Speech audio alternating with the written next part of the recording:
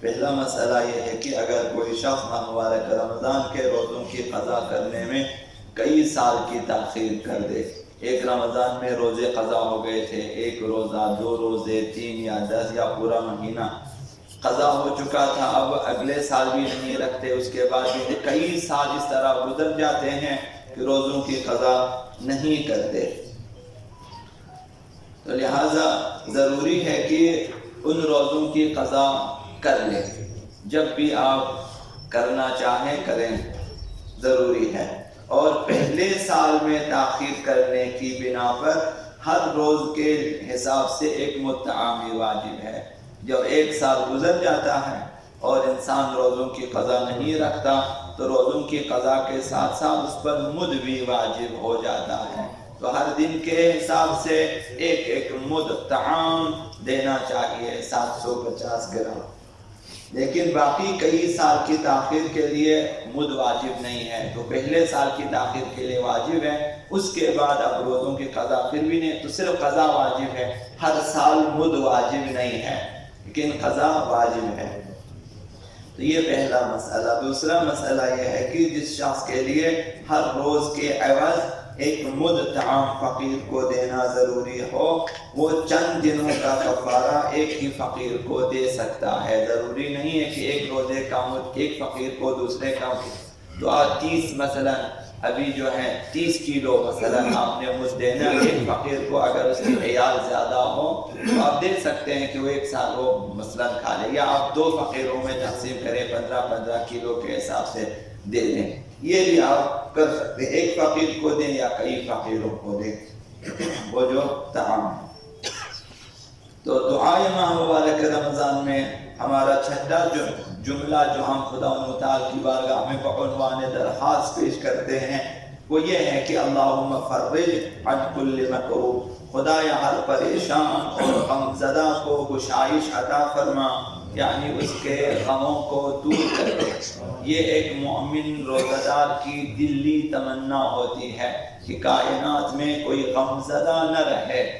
کوئی دکھی شخصیت نہ رہے، سب کے غم اور سب کی پریشانیاں دور ہو جائے۔ وہ شخص مومن نہیں ہوتا جو دل میں یہ آرزو رکھے کاش کہ وہ پریشان رہے، کاش کہ وہ غم زدہ ہو جائے، یہ مومن کی شان نہیں، حتیٰ اپنے دشمنوں کے لیے بھی۔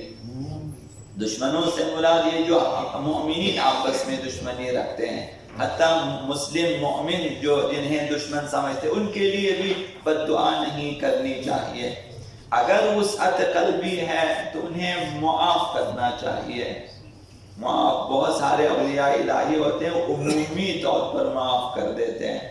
کہ تمام کہا سنا کھایا پیا سب کچھ معاف کر دیتے ہیں بغیر اس کے کہ انہیں بتائے، وہ خود ہی معاف کر دیتے ہیں۔ دشمن اہل بیت ہے تو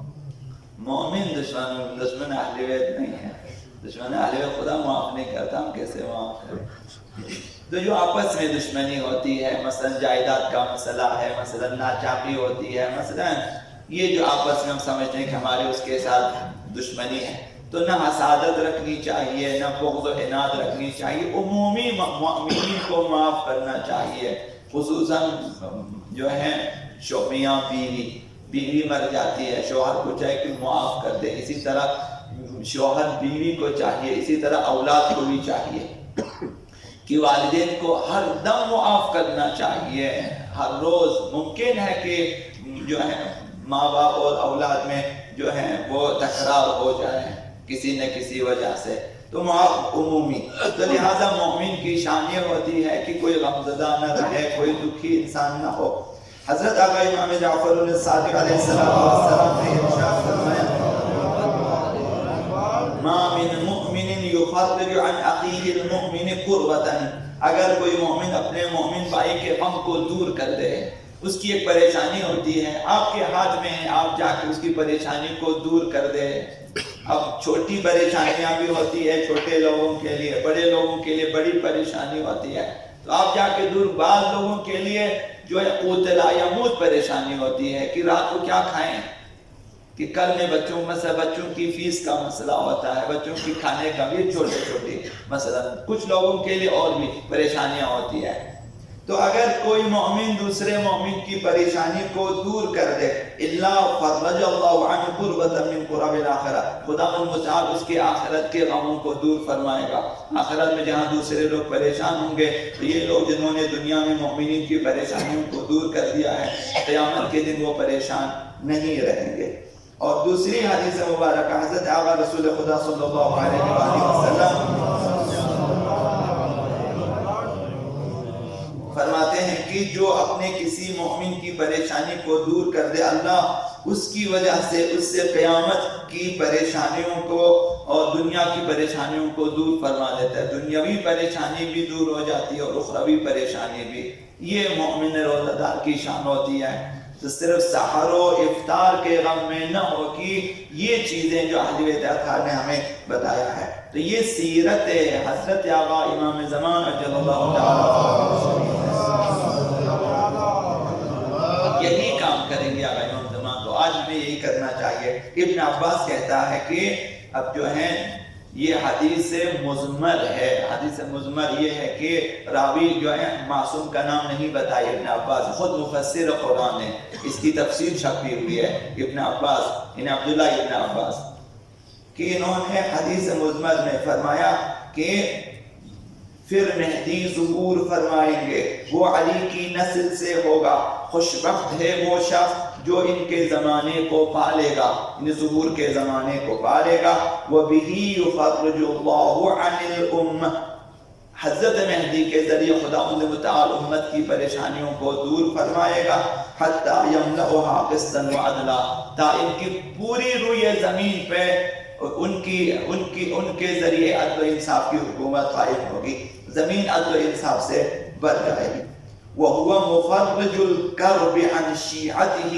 مہدی وہ ہستی ہے جو اپنے شیعوں سے تمام پریشانیوں کو دور فرمائیں گے۔ بَعْدَ ضَنْكٍ شَدِيد، ایک سخت اور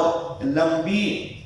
غم جو ہے، ایک سخت اندو اور غم کے بعد، وَبَلَاءٍ طَوِيلٍ، ایک لمبی آزمائش کے بعد۔ یہ دوران غیبت ہے جس میں سخت ترین پریشانی شیعوں کے لیے لاحق ہے اور طولانی ترین آزمائش شیعوں کے لیے۔ اس کے بعد خدا متعال ان کے ذریعے ہماری پریشانیوں کو دور فرمائے گا۔ وَجُوعٍ وَخَوْفٍ، پھر اس کے بعد ان کے ذریعے خدا متعال بھوک اور پیاس سے بھی جو ہے نجات دے گا۔ طُوبَىٰ لِمَنْ أَدْرَكَ ذَلِكَ الزَّمَانَ،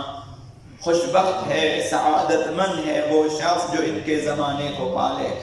ان کے زمانے کو پانے کے لیے امام صالح علیہ السلام نے دعائے عہد ہمیں بتایا ہے کہ دعائے عہد پڑھتا رہے تا ان کی آپ کو خدا متعال ظہور میں اگر اس دنیا سے آپ چلے گئے تو دوبارہ زندہ کر کے لے آئے۔ یہ تمنا ہونی چاہیے، ایک ایسا زمانہ جس میں آپ 14 معصومین کو دیکھ سکتے ہیں، ان کے پاس بیٹھ سکتے ہیں، آپ ان کی باتیں سن سکتے ہیں، حضرت عیسیٰ کو دیکھ سکتے ہیں، ان کی زیارت، حضرت خضر کی زیارت کر سکتے ہیں، تمام اولیاء الہی کو آپ دیکھ سکتے ہیں جو زندہ ہو کر، شہدائے کربلا کے ساتھ آقا عبداللہ حسین زندہ ہو کے آئیں گے۔ خدا امام حسین کی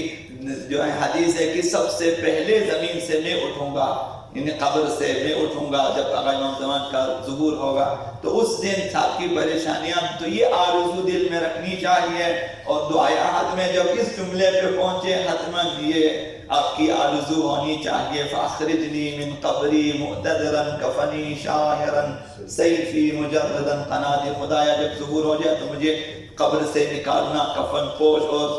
تلوار بدست، نیزہ بدست، اور لبے کہتا ہوا میں اٹھوں۔ تو کیا نظارہ ہوگا، کیا منظر ہوگا جب ہم لوگ لبے کہتے ہوئے قبروں سے اٹھیں، اور یہی مجمع، یہی معاشرہ آپ دیکھیں گے کہ ہم سب اگر خدا نے چاہا تو وہاں پہ دیکھیں، اگر امام زمان علیہ السلام وہاں ایک دوسرے سے ملیں۔ تو یہ دعاؤں کی دعا کو جدیت کے ساتھ پڑھنی چاہیے، دعائے عہد کو اسی آرزو اور تمنا کے ساتھ پڑھنی چاہیے۔